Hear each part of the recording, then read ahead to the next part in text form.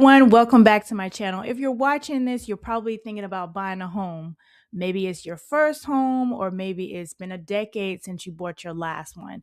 Here's the truth: the process has changed. Forms are different, the rules about who pays the agents have changed, and the market is ever changing based on the seasonality and what is going on sometimes in the headlines. So let's get started. I'm Rashawn Levin. I'm a licensed realtor in Northern Virginia, Maryland, and DC. I'm also an author of the book, The Cost to Close. I have experience with all the different loan programs. I've assisted with divorce cases, with probate, short sales, and many things. I have many designations, uh, accredited buyer representative, real estate negotiation expert, military relocation professional, and the list goes on. So that's just a quick overview. So grab a notebook. We are going to cover many things in this session so you will understand the process before getting started. So steps from start to finish. So what do you have to do? So sometimes buyers will get their pre-approval letter before they talk to a realtor. It's not that you shouldn't do that, but you should at least know what type of programs are out there before you just go to your local bank. I mean, not necessarily knocking your bank, but they may not offer you. They may say, oh, well, that program doesn't exist. It doesn't mean it doesn't exist. It means they don't have it to offer it to you. So you want to know all of your resources so you can basically make an educated decision. This is the biggest purchase of your life. And sometimes people never buy homes, but sometimes it's the first home purchase, several homes. So you want to know, based on where you are in your buying cycle, your buying season, what type of program is available for you right now, whether it's the first time or not. What I also want to mention, if you have purchased a home and sold it 3 years ago, then you are in the definition of first time home buyer again. So that's a tip. So buyer consultation, you should have a buyer consultation. So because you want to meet with a realtor and find out, are they going to align with what you are seeking in a professional? Because this is a business relationship. You want to make sure, are they going to be available to you? Are they going to be that resource that you need? And then after you have the consult, you can have a consult with one person. You may find out that you meet the first person and you say, well, this is the person. I don't need to meet anybody else. Great. Hire them. In order to hire them, you will have to hire them based on, especially if you're in my particular area, you may be looking at this if you're in another state, but if you're considering multiple states, you'll need agreements in all of those states. In my particular area, you would need one.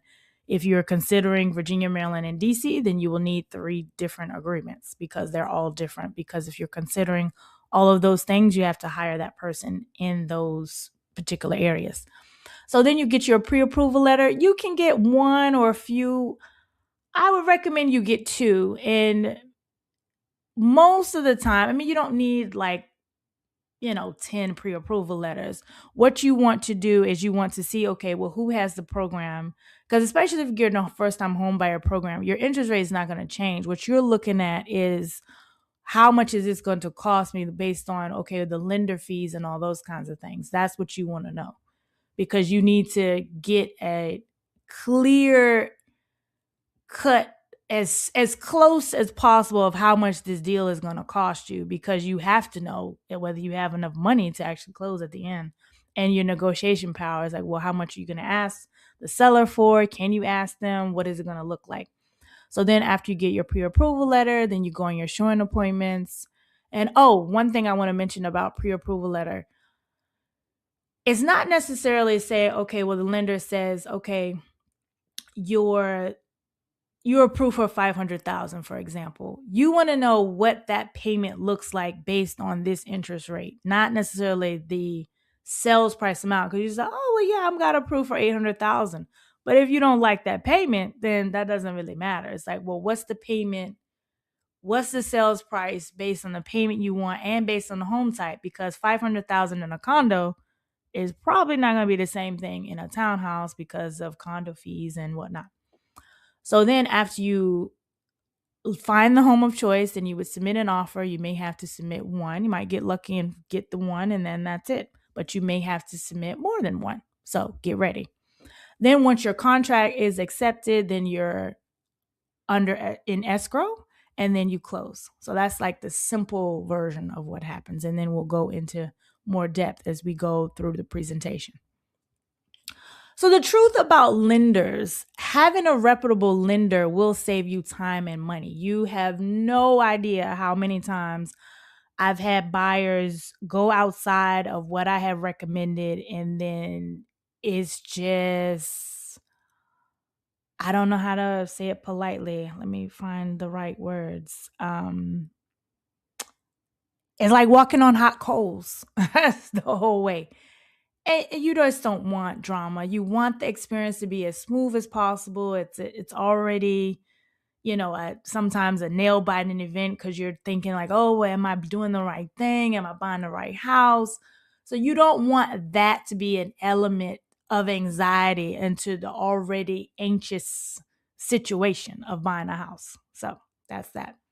So now let's talk about mortgages. So you have 4 different types of mortgages. So you have FHA, you have VA, which is only for veterans.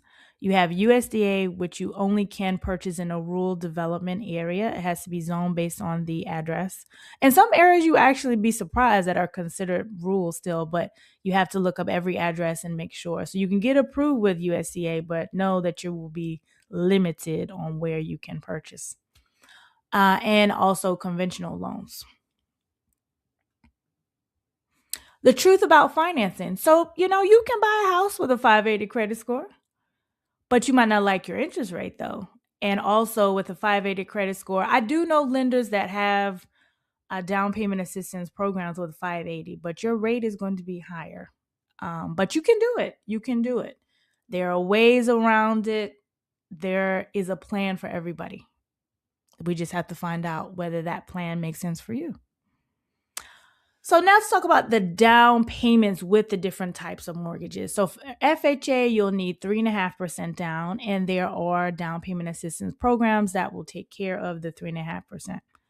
So the down payment could be in the form of a grant. It could be in the form of a loan that you will have to repay back.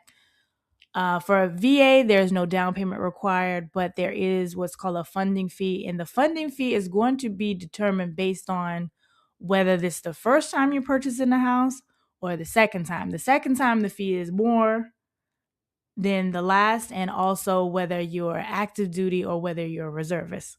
So those fees can change and vary.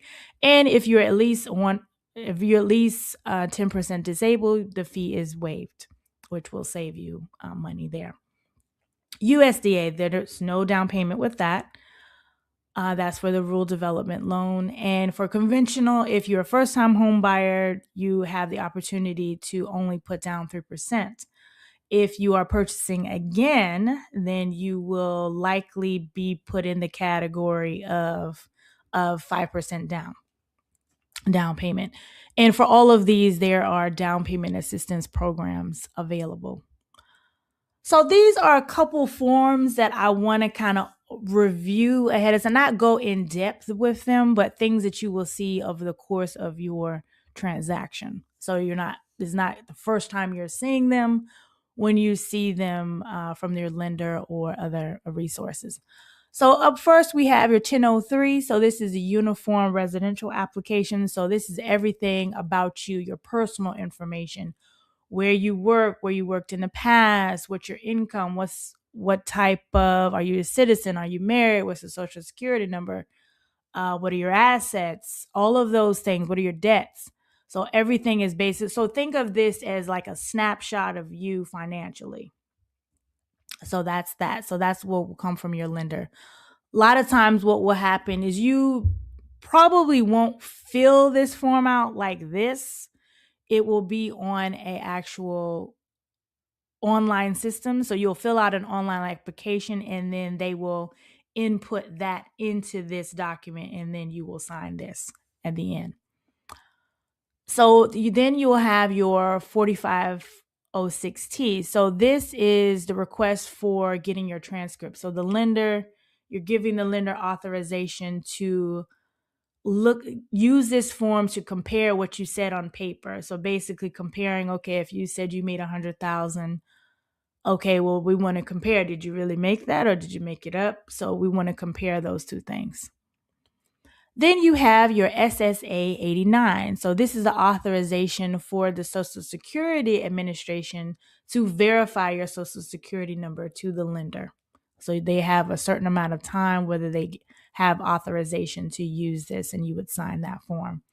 So if you're purchasing a condo, the lender will request a condo questionnaire because they want to basically find out whether the community is stable. They want to know, okay, well, who's the management company? How many investors to owners are there in the community?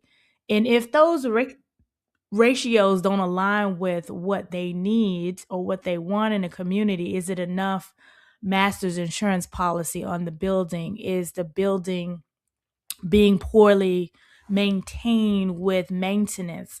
They want to protect the investment. They will deny the loan. So this is an important document. So you will have to pay for this up front. Your appraisal report. So what's the value?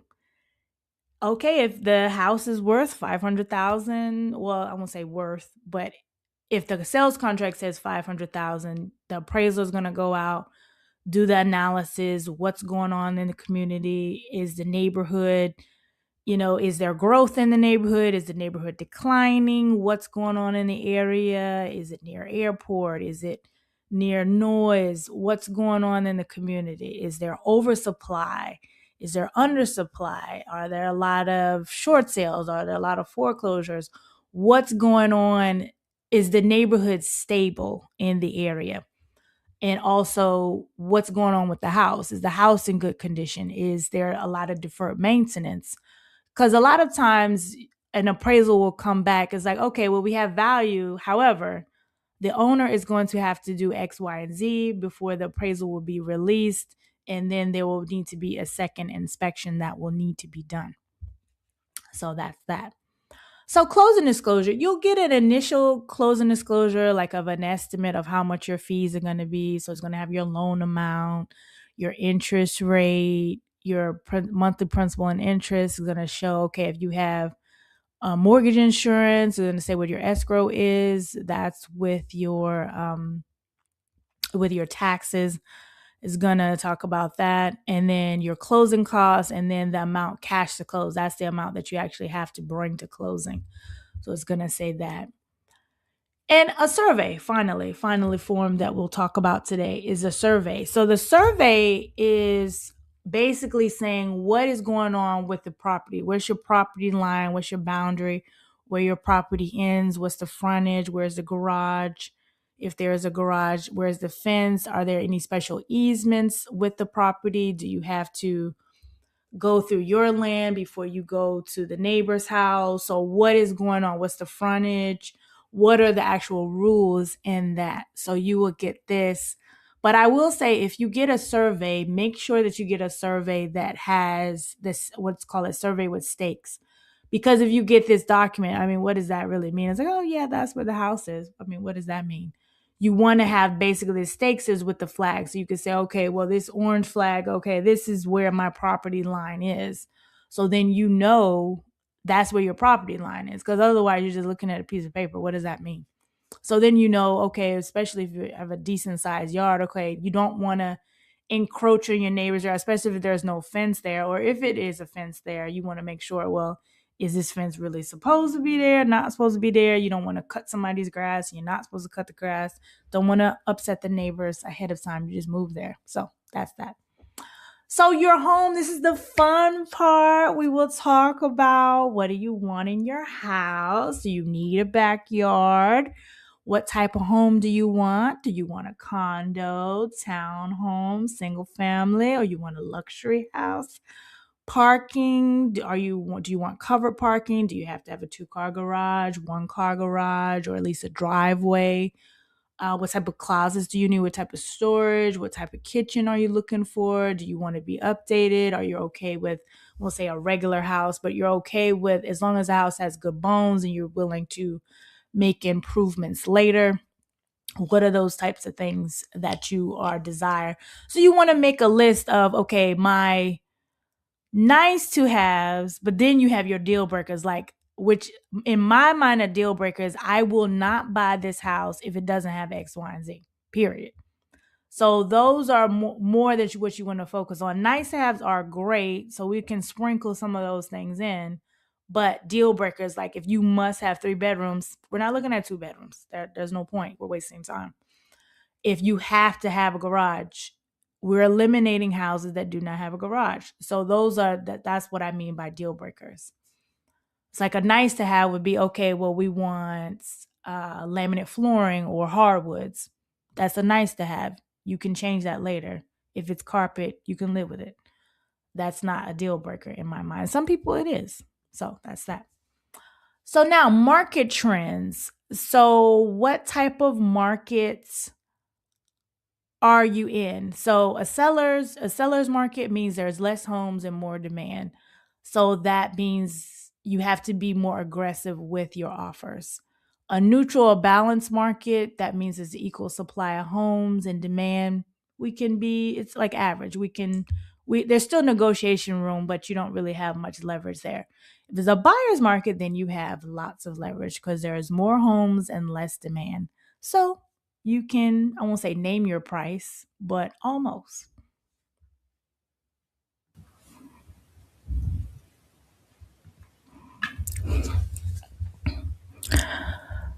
So the truth about real estate, the truth is that you'll never find a home that is 100% of what you want. You'll get about 75 to 80% of what you want unless you're willing to compromise. And compromise could be changing the home type or raising the sales price. All right, let's talk about money. So, up first with money, we want to talk about earnest money deposit. What is it? Earnest money deposit, also for short, is also the acronym EMD for earnest money deposit. It's the amount of funds held in escrow that is credited towards your total closing fees, which includes your down payment and closing costs. This can be in the form of a personal check or certified check, or it could be also wired to the title company. So I wanted to put a diagram of what a check looks like because a lot of people have either never written a check, don't know what it looks like. So here's like a sample of what you would have. So you would have the date on the check. You would have paid to the order of your realtor will tell you where it needs to be endorsed to. Title company, more than likely, the amount of the check. In this case is $5,000. How to write the check, $5,000, which I'll show you based on what type of the amount of your check. I'll show you what needs to be on it and how it needs to be written. And then you would endorse it at the bottom.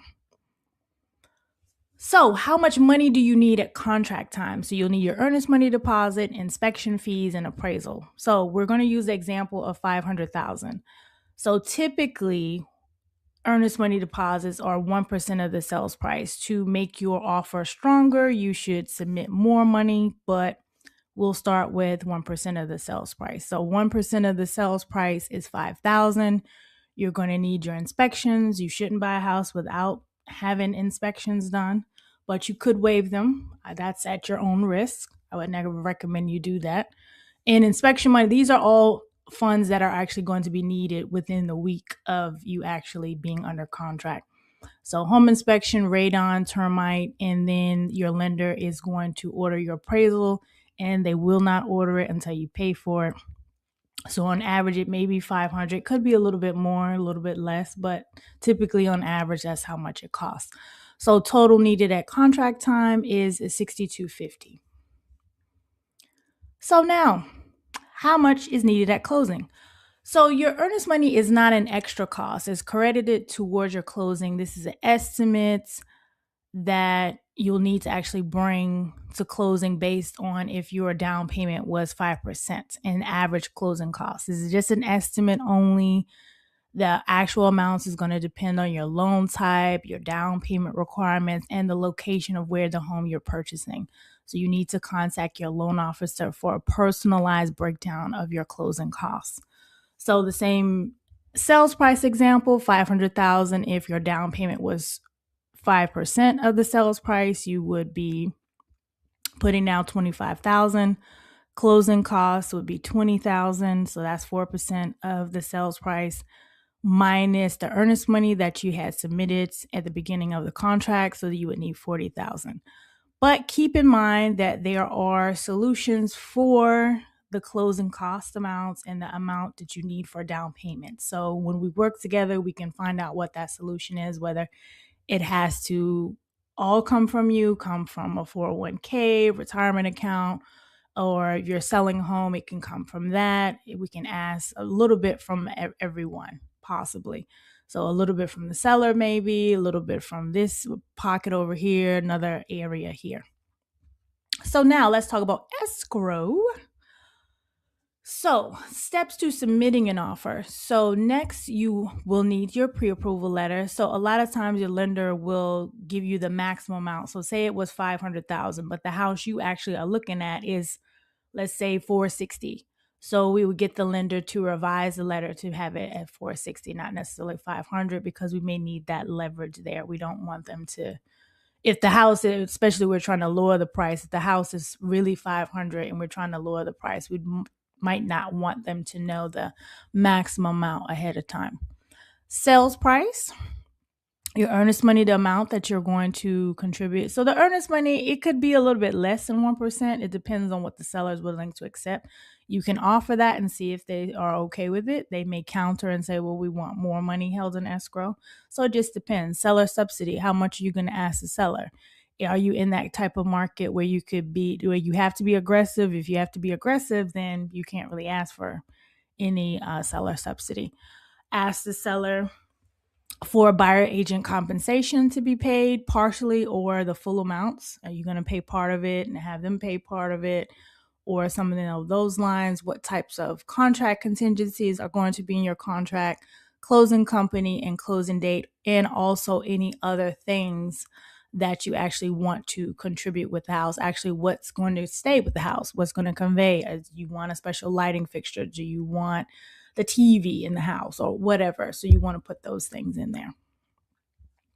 So contract contingencies. So you'll have a home inspection. So the outcome with that is if there are anything discrepancies that you don't like, you'll ask for a repair or credit.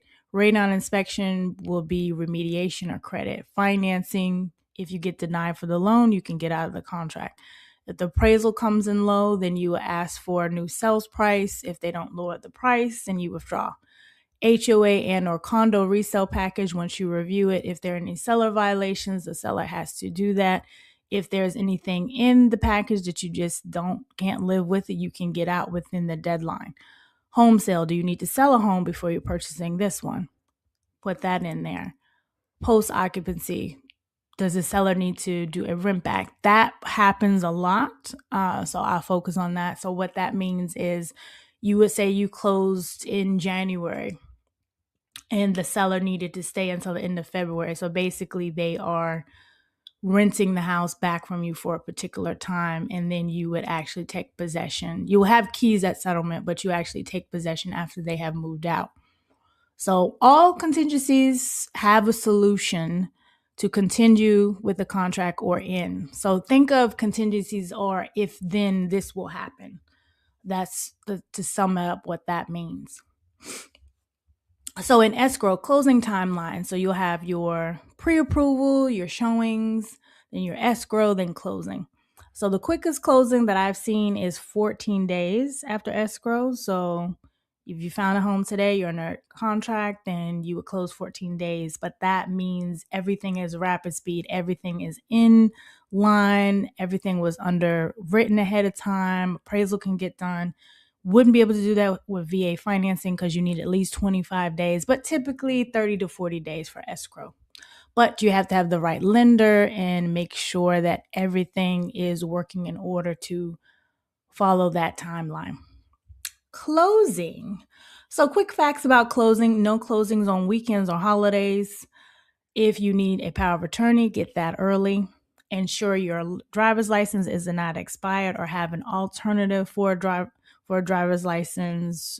You can use your passport or anything else that's not expired, because you cannot close with an expired identification.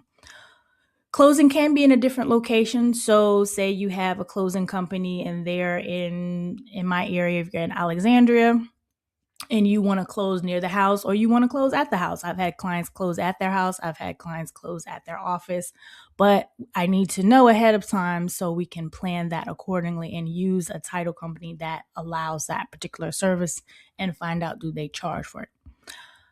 Funds for closing will need to be wired more than likely. A lot of closing companies want the funds to be wired instead of you having they won't allow a personal check, but a lot of times now they don't want to even have a certified check. So when is your first mortgage payment going to be due? So this is a quick chart. So if you're closing in January, your first payment will be March, because your your mortgage payments are paid in arrears. So that's how that works. So let's say if you're closing in September, then your first payment is in November. So that kind of gives you an idea to plan accordingly.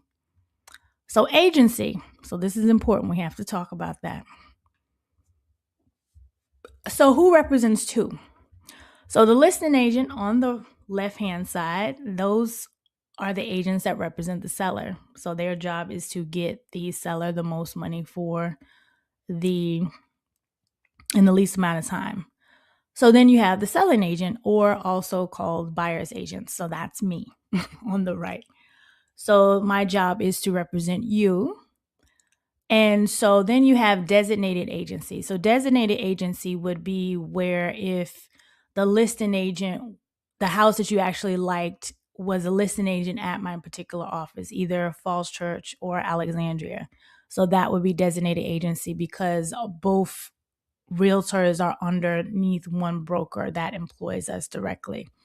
So that's that. So dual agency. So you see the photo of me twice. So that's would be, I've only done this twice in my career in 20 years. So this would be, I represent both parties at the same time. Wouldn't recommend it to everybody because it can be challenging, but that's that. I just wouldn't, because you can't represent both parties. So I would say no to that. So the truth about agency fees. So buyer agency fee must now be transparent for everyone in the transaction and must be placed in the sales contract to whether the seller or buyer will pay the fee. It's not required that the seller pays the fee, but the seller can pay the fee, if that makes sense. So that is all for today's overview of the home buying process. I hope you learned something. I hope it wasn't too overwhelming to you. If you would like to interview with me to see if it is a good fit to purchase your next home, you can schedule an appointment by scanning the QR code or give me a call at 240-284-4114. Make it a great day, and thank you for watching.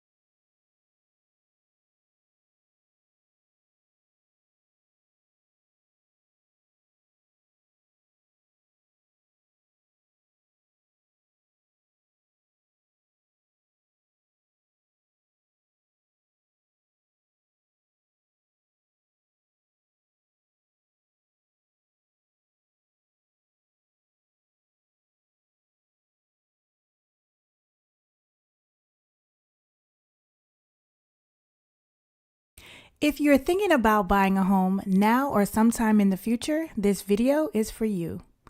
Whether you're a first-time home buyer, relocating, or planning ahead, my goal is simple: to help you understand how the home buying process really works without pressure or confusion.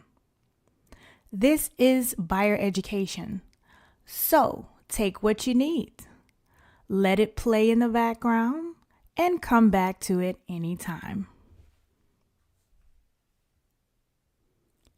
Step 1. Start with why.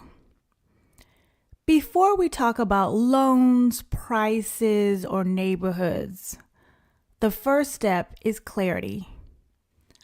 Why do you want to buy a home? Is it for stability? Maybe more space? Predictable payments? You want to create wealth with a long-term investment? A change in lifestyle? Your reason for buying determines how you should buy and when. Not everyone should rush into homeownership, and the best plans are built around your timeline, not market noise. Step 2, understanding affordability. One of the biggest mistakes buyers make is focusing only on the purchase price. What really matters is the monthly payment, which includes the principal and interest, property taxes, insurance, any HOA fees or condo fees if applicable. If two buyers can buy the same price home and have completely different payments, not every person is going to have the same payment if everything is exactly the same, because nothing is exactly the same. Affordability is personal. It's not about the maximum you approved for. It's about what fits your lifestyle and comfortability. Step 3, pre-approval versus pre-qualification. You may hear the terms pre-qualified and pre-approved used interchangeably, but they are very different. Pre-qualification is a quick estimate. A pre-approval is a verified review of your finances. A true approval strengthens your offers. It gives you a realistic buying power. It helps avoid surprises later, because who likes surprises unless money's involved? Even if you're a year out, speaking with the lender early helps you plan for your future. Step 4, the home search. Most buyers don't need to see dozens of homes. With clear preferences, many buyers can find the right home after viewing just a handful of properties. You don't need to see 100 houses to find the perfect one. If you're doing that, then you haven't narrowed it down far enough. The goal isn't to find the perfect home. It's to find the right home that meets your priorities. Every home involves trade-offs. Knowing which ones matters the most to you will help the process move smoother and give you less stress. Step 5, making an offer. So submitting an offer is more than just choosing a price. A strong offer considers market conditions, financing terms, contingencies, timelines, seller motivation. The best offers balance competitiveness with protection. This is where guidance matters, because the goal isn't just getting under contract, it's getting the closing. Once you're under contract, the process becomes structured. So this is step 6, from contract to closing. This phase may include home inspections, appraisal, loan processing, final walkthrough. Most buyers close within 21 to 30 days, though it depends on the loan type and terms.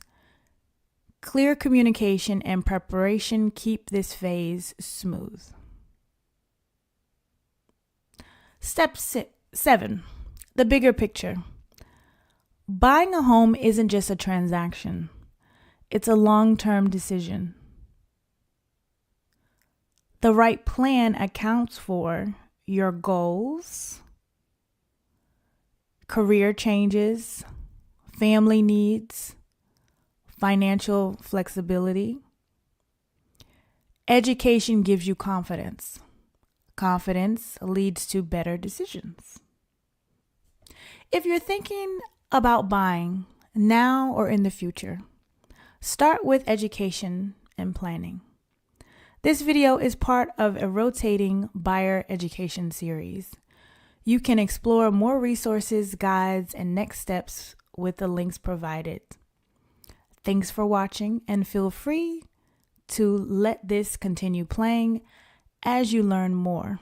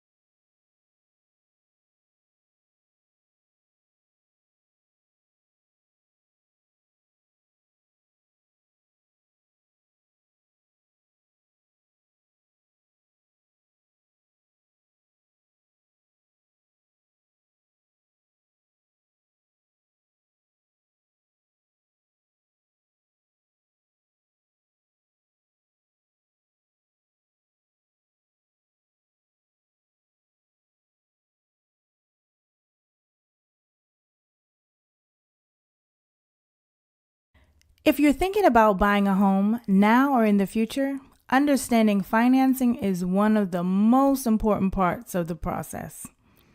This isn't about memorizing loan programs or chasing interest rates. This is about understanding how financing works so you can make confident, informed decisions. Let this play in the background, pause when needed, and come back anytime. The role of financing in homeownership. Financing determines more than just whether you can buy the home. It affects your monthly payment, flexibility, and long-term comfort. Two buyers purchasing the same home can have very different experiences based on loan type, down payment, credit profile, and timing. The goal isn't to stretch. It's to build a plan that works for your life. Understanding the monthly payment. When buyers talk about affordability, what they usually mean is monthly payment. Your total housing payment often includes principal and interest, property taxes, homeowners insurance, mortgage insurance if applicable, HOA fees if it's a condo, also that if applicable. Focusing on the full payment, not just the price, helps avoid surprises later. Credit scores, what really matters. Credit scores are often misunderstood. They don't just affect approval, they influence loan options and overall costs. Lenders generally look at payment history, debt usage, length of credit, credit mix. Improving credit is usually about strategy, not perfection. Even small changes can expand your options.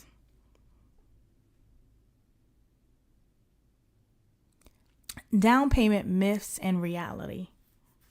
Down payment myths versus reality. One of the biggest myths in home buying is that you need a large down payment. Many buyers qualify with lower down payment options depending on loan type, credit profile, income, location. Your down payment affects monthly payment, loan structure, cash needed to closing. There's no single right amounts, only what works best with your plan. Loan types explain: FHA, conventional, and VA. Now let's talk about the most common loan types buyers use at a high level.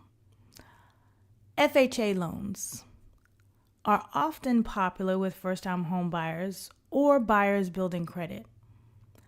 They are designed to be more flexible with credit requirements and down payments.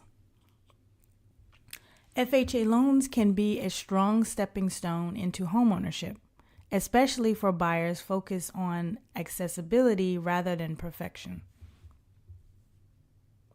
Conventional loans are commonly used by buyers with stronger credit profiles. They often offer more flexibility long-term, options to remove mortgage insurance over time. Conventional financing can work well for buyers planning to stay in the home longer or who have more financial flexibility. VA loans are available to eligible veterans and active duty service members. They are often known for no required down payment, competitive terms, strong purchasing power. For eligible buyers, VA loans can be one of the most powerful financing tools available. Each loan type serves a purpose. The best loan isn't universal, it's personal. That's why conversations with the lender are so important. Pre-approval, why timing matters. Pre-approval is one of the most important steps in buying a home. It provides a clear price range. It gives you a stronger space when submitting an offer, smoother negotiations, fewer last-minute issues. Pre-approval isn't a commitment, it's information. Even if you're months away, starting early helps you plan intentionally. Closing costs explained simply. In addition to down payment, buyers should plan for closing costs. These may include lender fees, appraisal, title services, prepaid taxes and insurance, among a host of other things. Some costs are negotiable, and some are structured differently depending on the transaction and the location of the property. Understanding these up front reduces stress later. Financing strategy over time. Financing isn't static. Buyers may refinance later, change loan structures. They can adjust as life changes. The initial loan gets you into the home. The strategy evolves over time, so things can change. The best plan leaves room for flexibility. Financing is one piece of the home buying journey, but it's a powerful one. This seminar is part of an ongoing education series designed to help you plan with confidence. Additional resources, guides, and next steps are available through the links provided. Thank you for listening, and feel free to continue playing.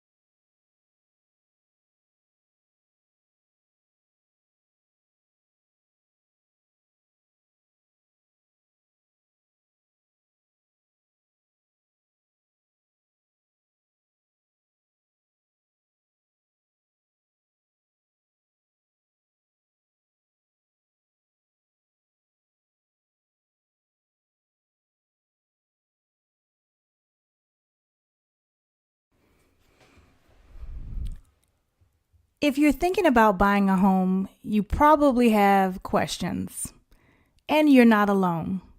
This video covers the most common questions buyers ask throughout the home buying process. Though they're not all the questions, but there are a few that I thought that I should tackle today. There's no pressure here, just education to help you feel more confident as you plan. How much home can I really afford?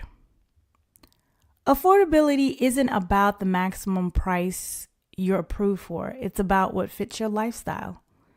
Your comfort level depends on the monthly payment, other financial obligations, your savings goals, lifestyle priorities.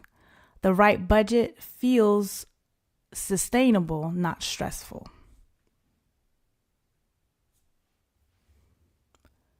Do I need a perfect credit score? No, you don't need a perfect credit to buy a home. Many buyers qualify with a range of credit profiles. I've had clients that got approved with a 580 credit score. I've got clients approved with the 825 credit score. So it just depends on your credit profile. Many buyers qualify based on their complete scenario. What matters most is consistent payment history, manageable debts, a plan to move forward. Improvement is often possible with the right guidance. How much do I need for a down payment?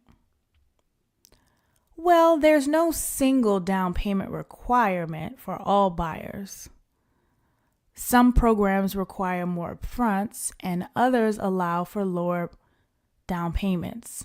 For instance, FHA, the minimum requirement is 3.5% of the purchase price, while conventional will for first-time home buyers can be as low as 3%. And also for VA, there is no down payment required. And USDA is no down payment required. It's 100% financing. And there are many 100% financing programs within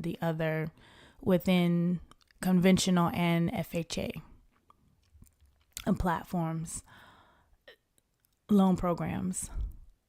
The right amount depends on loan type, credit profile, long-term plans, your cash reserves, etc. It's about strategy, not just percentages. Should I buy now or wait? This is one of the most common questions buyers ask. The right time to buy depends on your readiness, not headlines. Readiness includes financial stability, lifestyle needs, career plans, personal goals. Waiting can be a strategy, but so can buying. How long does the buying process take? From pre-approval to closing, many purchases take about 30 to 90 days.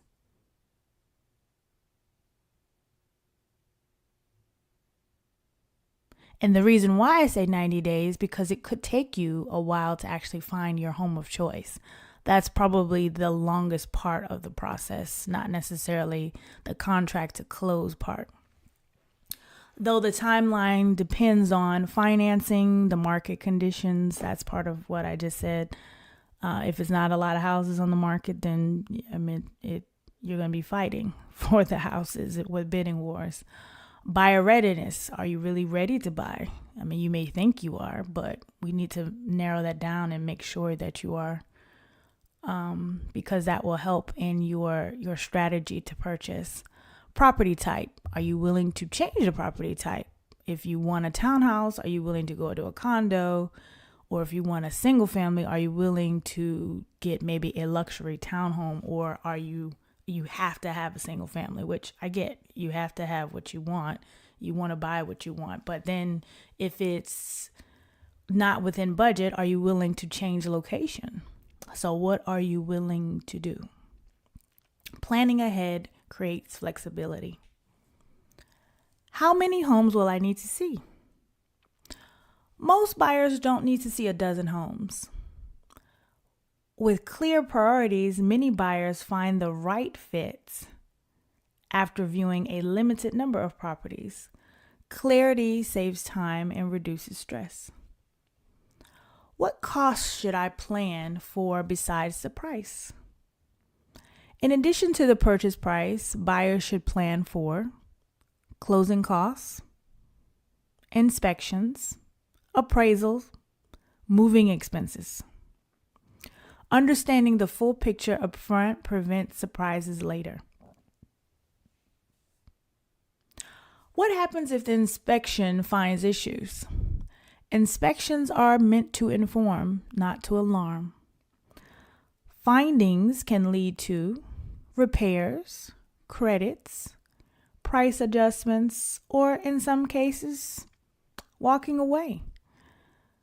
This is a normal part of the process. So there's no bad inspections, not a bad report. But if you can't live with those items, then you can walk away. That's why we have contingencies. Can I buy and sell at the same time? Yes, many buyers do. This requires coordination and planning, especially around timing and financing. And you need to have the right team that knows what they're doing. With the right strategy, both transactions can work together smoothly. Buying a home comes with questions, and asking them early helps you plan better. This video is part of a buyer education series designed to give you clarity and confidence. Explore additional resources and next steps using the links provided.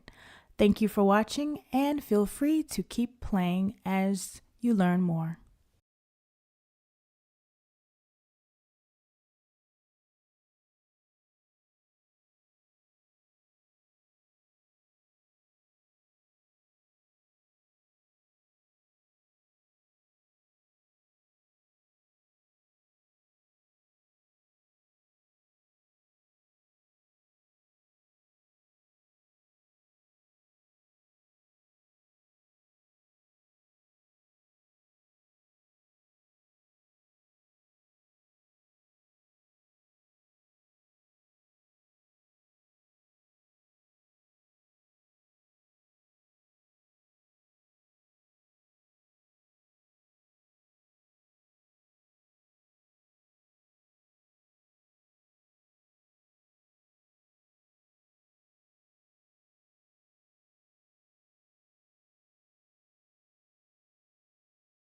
Home staging, why presentation impacts value. When a buyer walks into a home, they make decisions faster than most people realize. Often, those decisions happen before they look at the price, before they read the description, and sometimes before they've walked through every room. Home staging isn't about decorating or personal style. It's about presentation. Staging helps buyers understand how the space will function for their lifestyle. It will help them visualize themselves living there. It will help them focus on the home's strengths instead of distractions.